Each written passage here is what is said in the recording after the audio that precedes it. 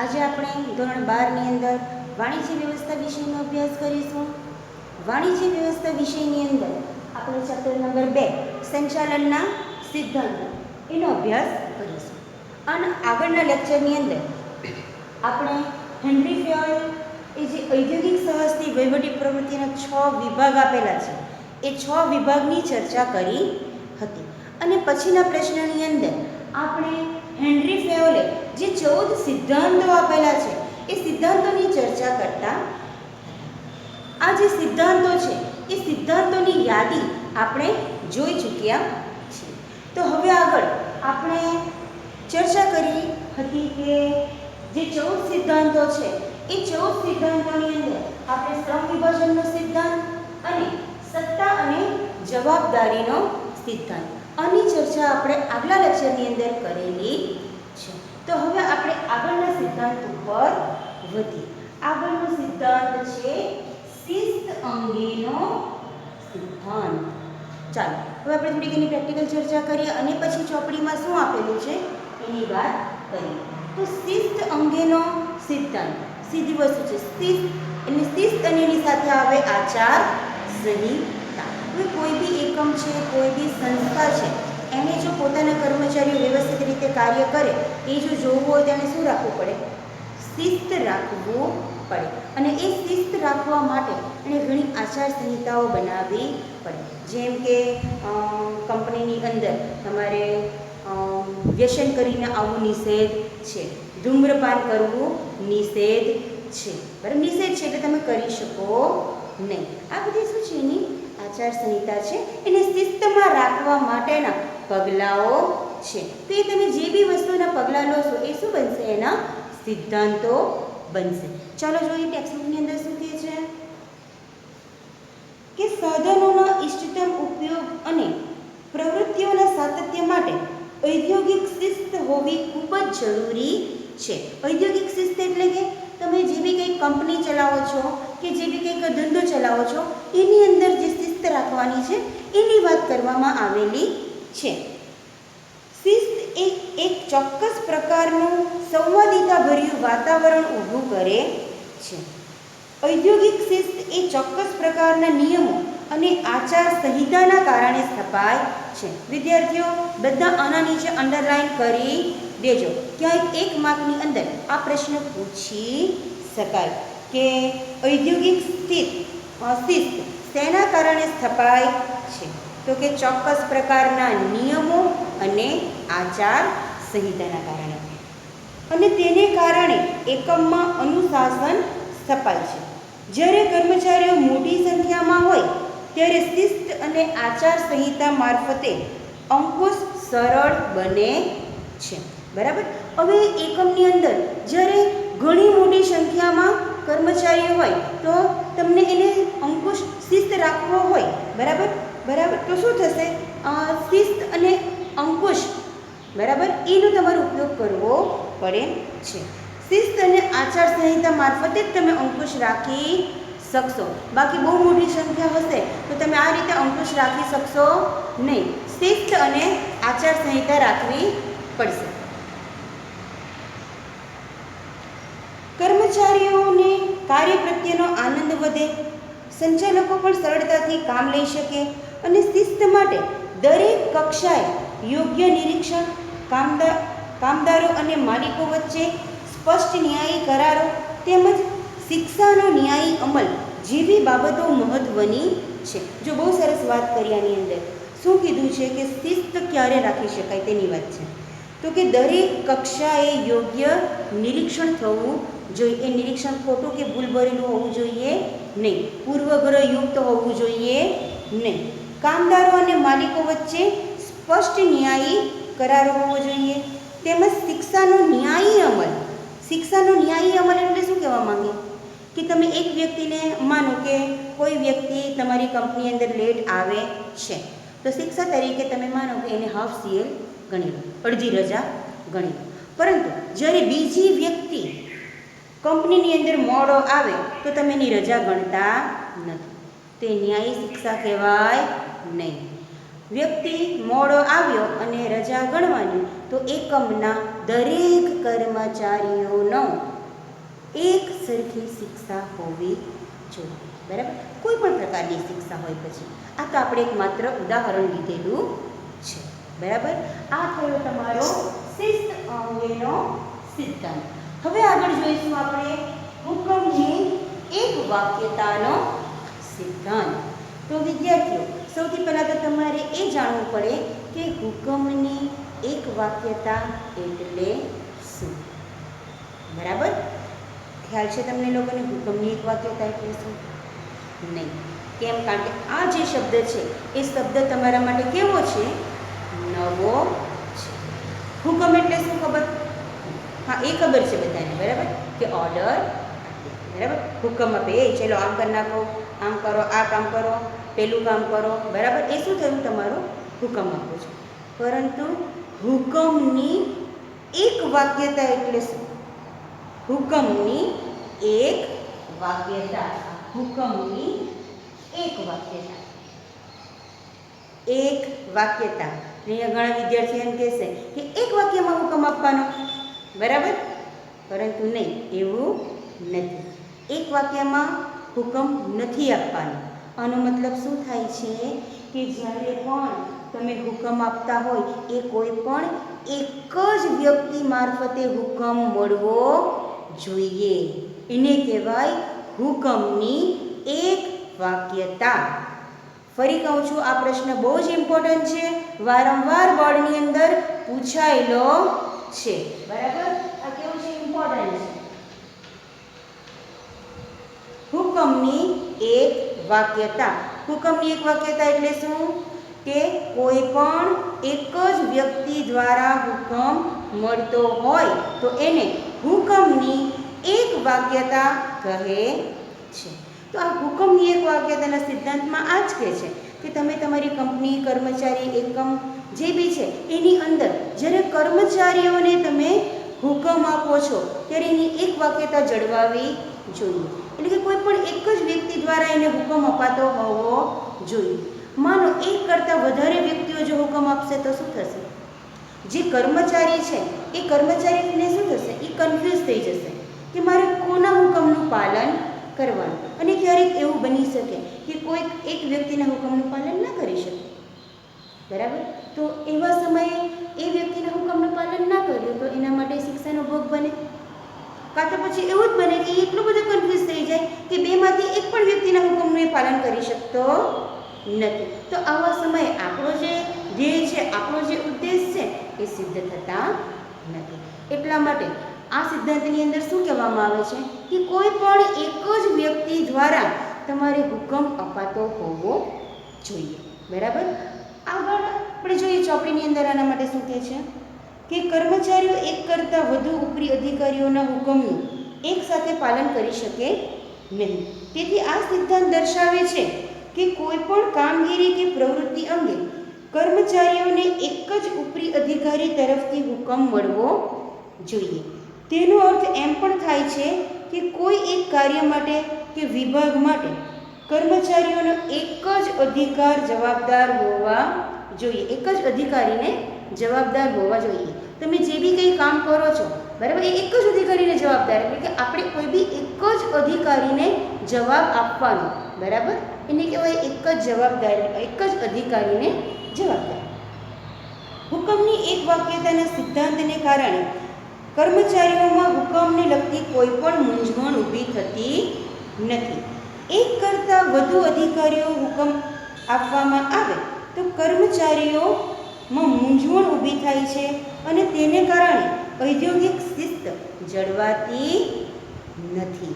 બરાબર, એટલા માટે કહેવામાં આવે છે કે હુકમની એક વાક્યતા જરૂરી છે કે જેથી ઔદ્યોગિક શિસ્ત જળવાયેલું રહે, કર્મચારીઓ વ્યવસ્થિત રીતે પોતાનું કાર્ય કરી શકે. આગળનો સિદ્ધાંત જોઈએ દોરવણીની એક વાક્યતાનો સિદ્ધાંત. ચાલો, તો એક વાક્યતા એટલે શું એના વિશે તમને ખબર પડી ગઈ કે એક જ વ્યક્તિ.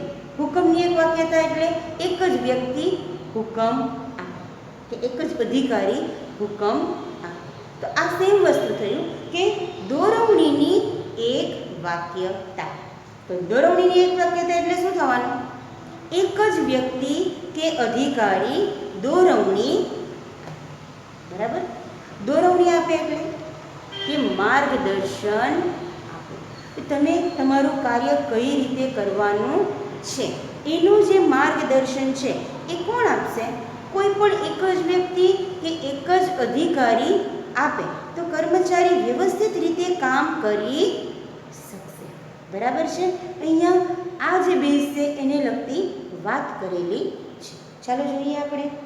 આયોજન એ ભવિષ્ય માટેની રૂપરેખા છે જે કાર્ય વિભાજન અને વિશિષ્ટીકરણના આધારે પાર પાડી શકાય છે. આયોજનના અમલ દરમિયાન જો વિચલન જણાય, ચાલો વિચલન જણાય એટલે કે કંઈ પ્રોબ્લેમ આવે, જે કીધું છે એ પ્રમાણે આયોજન ન થતું હોય તો એને કહેવાય વિચલન. તો દોરવણી કે માર્ગદર્શન અપાય છે. આ દોરવણી કોઈ ચોક્કસ ઉપરી અધિકારી દ્વારા અપાવી જોઈએ. આમ કરવાથી એક સમાન કાર્ય અને પ્રયત્નનું સંકલન સરળતાથી થઈ શકે છે. આ સિદ્ધાંત મુજબ કર્મચારીની જૂથ ઉપર એક જ અધિકારી હોવો જોઈએ અને આ જૂથ એક જ ધ્યેયની સિદ્ધિ માટે જૂથ કાર્ય કરતું હોવું જોઈએ. ચાલો આપણે ચર્ચા કરી એ જ વાત કરી. શું કીધું? કેટલા અધિકારી હોવો જોઈએ? એક જ. હવે આ વ્યક્તિઓ છે એક જ જૂથમાં કામ કરતા હોવા જોઈએ. એક જ જૂથમાં કામ કરતા હોવા જોઈએ મતલબ કે માનો કે વેચાણ વિભાગનું જૂથ હોય તો એ આખું જૂથ છે વેચાણ વિભાગનું જ કામ કરતું હોય અને એ લોકોને જે માર્ગદર્શન આપે છે એ વેચાણ વિભાગનો જ અધિકારી હોય. બરાબર? પછી ખરીદ વિભાગનો અધિકારી અહીંયા આવીને માર્ગદર્શન ન આપે. બરાબર છે? ખ્યાલ આવી ગયો આ સિદ્ધાંતની અંદર શું કહેવા માંગે છે તે? બરાબર? ચાલો તો આગળ વધીએ. સામાન્ય હિતને વધુ અને વ્યક્તિગત હિતને ગૌણ સ્થાન. સામાન્ય હિત, અહીંયા બે શબ્દો પ્રયોગ કરેલો છે. એક તો સામાન્ય હિત અને બીજું વ્યક્તિગત હિત. તો સામાન્ય હિત એટલે શું કહેવાય અને વ્યક્તિગત હિત એટલે શું? પહેલાં તો આપણે એ વાત કરીએ. તો સામાન્ય હિત એટલે કે એકમનું જે હિત છે તે, તમે જે જગ્યાએ કામ કરો છો એ જે એકમ, એ જે સંસ્થા, એનું જે હિત છે એ હિતને શું કહેવાય? સામાન્ય હિત. બરાબર? હવે વ્યક્તિગત હિત. તો વ્યક્તિગત હિત એટલે શું? તો કે વ્યક્તિગત એટલે કે પર્ટિક્યુલર આપણું પોતાનું વ્યક્તિગત હિત. બરાબર? જેમ કે મારો પગાર વધશે કે નહીં વધશે, મારું પ્રમોશન થશે કે નહીં થશે, એ શું થયું? વ્યક્તિગત હિત, મારું પોતાનું હિત. જ્યારે સામાન્ય હિત શું થવાનું? કે મારું એકમ જે છે એને નફો થશે કે નહીં થશે. બરાબર? એને નફો થવો જોઈએ. આ થયું સામાન્ય હિત. મારો પગાર વધવો જોઈએ એટલે કે મારી ઇન્કમ વધવી જોઈએ, એ થયું વ્યક્તિગત હિત. જ્યારે એકમનું, હું જે એકમમાં કામ કરું છું એ એકમનો નફો વધવો જોઈએ, એ એકમની ઇન્કમ વધવી જોઈએ, એ શું થવાનું? સામાન્ય હિત. તો દરેક કર્મચારીઓની અંદર વ્યક્તિગત હિત કેવું હોવું જોઈએ? ગૌણ સ્થાન પર હોવું જોઈએ. એવું નથી કીધેલું કે વ્યક્તિગત હિતનો વિચાર નથી કરવાનો. એમ કે છે કે વ્યક્તિગત હિત છે એ ગૌણ સ્થાન પર હોવું જોઈએ. સૌથી પહેલાં કયું હિત આવે? સામાન્ય હિત. જ્યાં તમે કાર્ય કરી રહ્યા છો, બરાબર, એ એકમ છે, એ સંસ્થા છે, એના હિતને સૌ પ્રથમ ધ્યાનમાં લેવાનું છે. એ પછી વ્યક્તિગત હિત. ચાલો જોઈએ આપણે. સંચાલન એ સામૂહિક પ્રવૃત્તિ છે, તેથી વ્યક્તિ વચ્ચે અને વિભાગ વચ્ચે સંકલન હોવું જરૂરી બને છે. તેથી ધંધાકીય એકમની ધ્યેય સિદ્ધિ સરળ બને.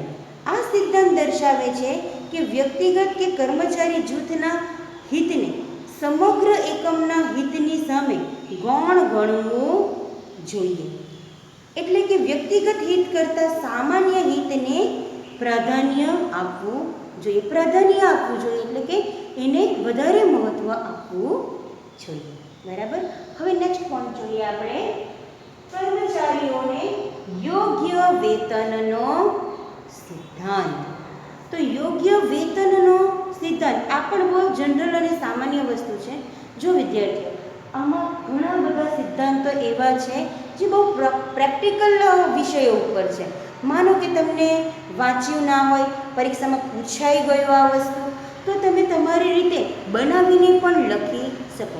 જો અત્યારનો જે ટોપિક છે યોગ્ય વેતનનો સિદ્ધાંત, હવે માનો આના વિશે તમને કંઈ ના શીખવેલું હોય તો શું તમે આના વિશે બનાવીને 5 શબ્દો પણ ના લખી શકો? લખી શકાય ને. યોગ્ય વેતન મળવું જોઈએ, આ આનો બેઝ છે. એના ઉપર તમારે વ્યવસ્થિત રીતે 4-5 શબ્દો લખી દો તો તમને માર્ક મળી જાય. બરાબર? જ્યાં 0 માર્ક આવતો હોય ત્યાં 1 માર્ક તો મળી જ જાય. બરાબર છે?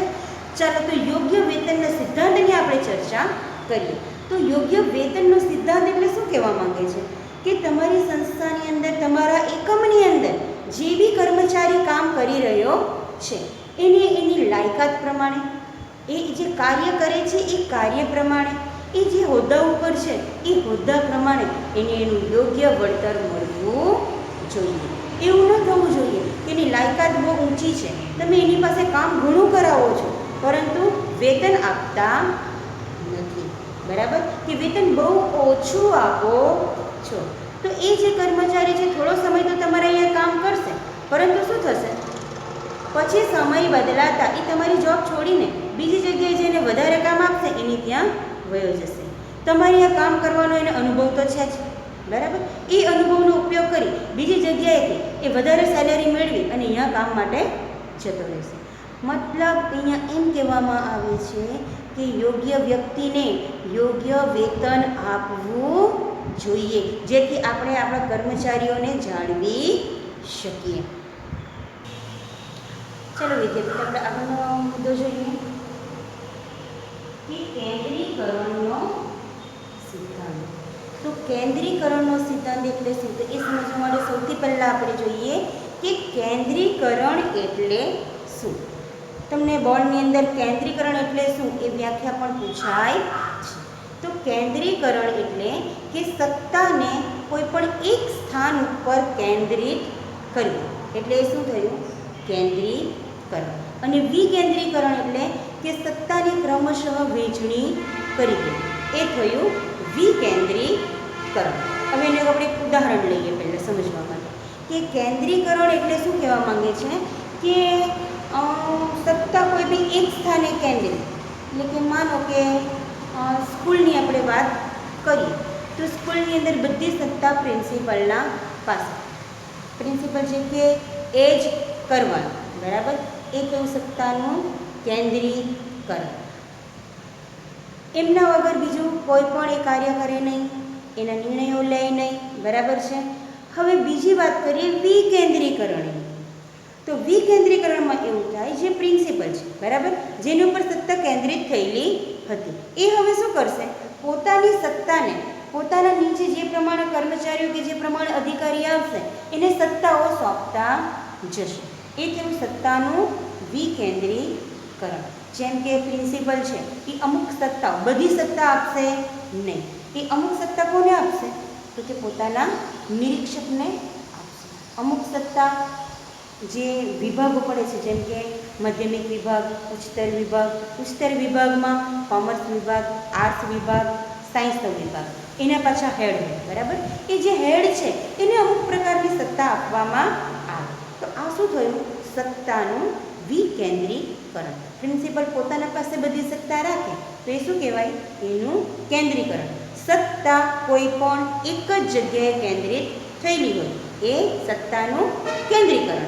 પરંતુ એ જ સત્તાને જુદા જુદા ભાગમાં વહેંચી દેવામાં આવે. જુદા જુદા અધિકારીઓને, જુદી જુદી વ્યક્તિઓને એ સત્તા સોંપી દેવામાં આવે છે. તો એને શું કહેવાય? સત્તાનું વિકેન્દ્રીકરણ. બરાબર છે? તો અહીંયા આ સિદ્ધાંતની અંદર એમ કહેવામાં આવે છે કે તમારા જે એકમ જે છે, એટલે કે તમે જે બી ધંધો કરો છો, જે બિઝનેસ કરો છો, એ એકમનું કદ કયા પ્રકારનું છે, એનું સ્વરૂપ કયા પ્રકારનું છે, એ પ્રમાણે તમારે નિર્ણય લેવાનો હોય કે સત્તાનું કેન્દ્રીકરણ રાખવું છે કે વિકેન્દ્રીકરણ રાખવું છે.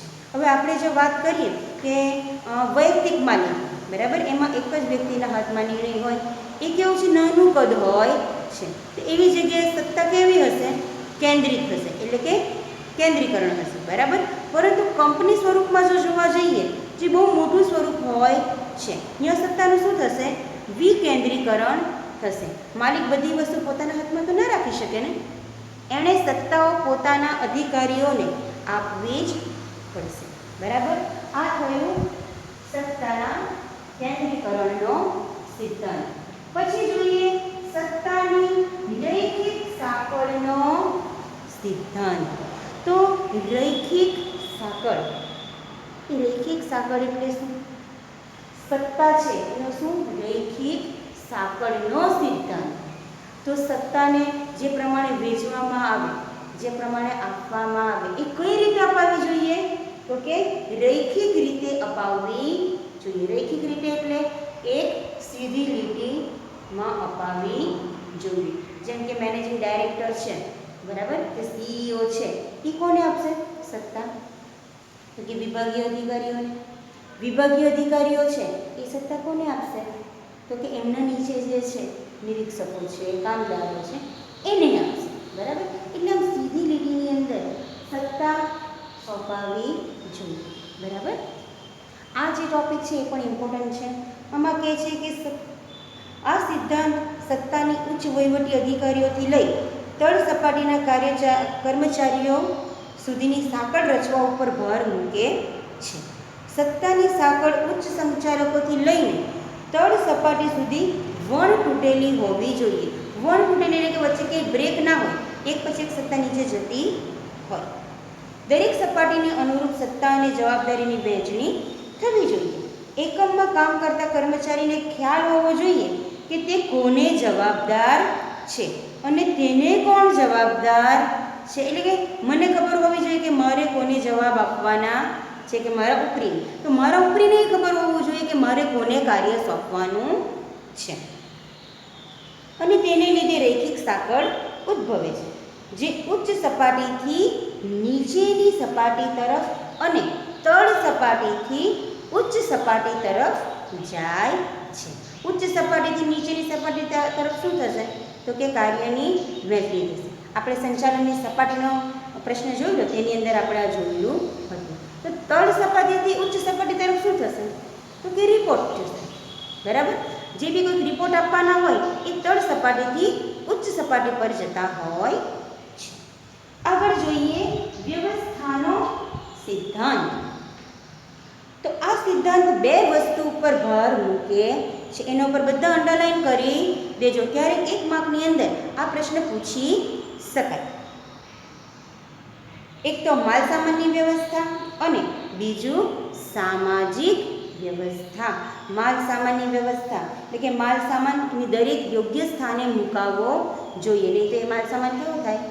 બગડી જાય. માનો કોઈક માલ સામાન એવો હોય કે જેને પાણી ના લાગવું જોઈએ, તો એને પાણીનું જે બી કંઈક સ્થાન છે એનાથી દૂર રાખવું જોઈએ. કોઈક વસ્તુ એ કે જેને હવા ન લાગવી જોઈએ, તો એ જે માલ સામાન છે એને ત્યાં મૂકવો જોઈએ કે જે એને હવા સ્પર્શી શકે નહીં. બરાબર, તેવી જ રીતે યોગ્ય લાયકાત કૌશલ્ય ધરાવતા કર્મચારીને યોગ્ય સ્થાને મૂકવા જોઈએ. એ શું થવાનું? સામાજિક વ્યવસ્થામાં આવશે. સામાજિક વ્યવસ્થામાં શું થશે કે યોગ્ય લાયકાતનો કર્મચારી છે એને યોગ્ય જગ્યા ઉપર મૂકો. માનો માસ્ટર ડિગ્રી મેળવેલો MBA હોય એને તમે સામાન્ય ક્લર્કની જગ્યાએ મૂકો અને ઓલો BCom થયેલો હોય એને મેનેજર બનાવી દો, તો એ ચાલશે? ના ચાલે. ભલે ને ઓલો BCom થયેલો તમારો કાકા મામા માસીનો દીકરો કેમ ના હોય, એને મેનેજર ના જ બનાવાય, કારણ કે એની પાસે એટલી લાયકાત જ નથી. અને બનાવશો તો સરવાળે છેલ્લે તમારા એકમને જ નુકસાન થશે. આગળ છે સમાનતાનો સિદ્ધાંત. કર્મચારીઓ એ સંચાલન વ્યવસ્થાનો એક ભાગ છે. કર્મચારીઓ એ જીવંત વ્યક્તિ છે. તેમની પાસેથી કામ લેવા માટે વ્યવહારુ અભિગમ મેળવવો પડે કે અપનાવવો પડે. બહુ સરસ વાત કરેલી છે. કર્મચારી કેવા છે? જીવંત વ્યક્તિ છે. હવે એની પાસે જો તમારે કામ લેવું હોય તો તમારે બહુ સોચી સમજી વિચારીને કામ કરવું પડે. આ કોઈ મશીન તો નથી કે બટન દબાવે અને પોતાનું કામ ચાલુ થઈ જાય. બરાબર, અહીંયા એવું નથી. માણસ છે, જીવંત વ્યક્તિ છે, એનો સ્વભાવ છે, એના સંજોગો છે, બરાબર છે, એને ધ્યાનમાં રાખી અને તમારે એની પાસે કાર્ય કરાવવું પડે. એ બહુ જ આવડતવાળી વસ્તુ છે. કર્મચારીઓ પાસે કામ લેવું એ બહુ આવડત અને કળાની વસ્તુ છે. એટલે જ કહેવાય છે કે સંચાલન શું છે? એક કળા છે. ચાલો આગળ જોઈએ.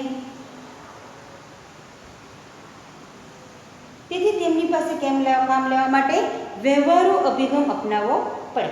અધિકારીઓએ કર્મચારીઓ પાસે કામ લેતી વખતે ન્યાયપૂર્ણ અને સમાનતાથી વર્તવું જોઈએ. આગળ આપણે વાત કરી એમ જ સમાનતા, દરેક વ્યક્તિ માટે એક જ નિયમ, બરાબર, એ થઈ સમાનતા.